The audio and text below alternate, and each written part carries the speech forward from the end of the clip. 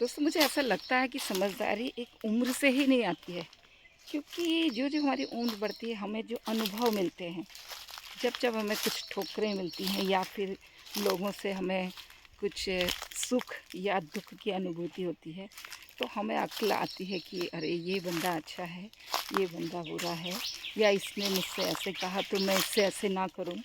तो इस तरीके की बातें हमें उम्र से ही नहीं, हमारे जो अनुभव होते हैं, मुझे ऐसा लगता है, जो हमारे साथ गुज़रता है, उनसे हमें अक्ल आती जाती है।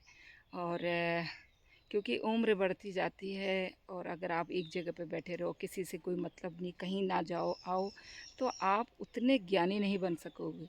क्योंकि आप ज्यों-ज्यों दुनिया में अंदर जाओगे, मतलब लोगों से मिलोगे, जितने ज़्यादा लोगों से मिलोगे, बातें करोगे, उतनी आपको अच्छी और बुरी दोनों बातें का अनुभव भी होगा और अक्ल भी आएगी। तो मैं तो ये कहूँगी, लोगों से मिलिए, बातें कीजिए, एक दूसरे से मिलने के लिए टाइम आजकल किसी के पास नहीं है।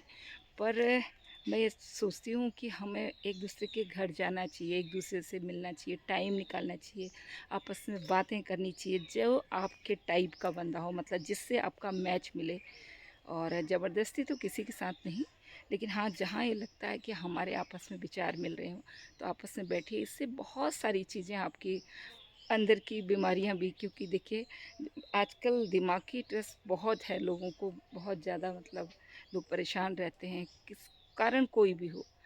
कोई बच्चों के खातिर होता है, तो कोई बड़े बड़े बुजुर्गों के खातिर होता है, मतलब कि परेशानियां होती हैं, बीमारियां होती हैं, किसी भी कारण, अपने आपसी संबंधों के कारण।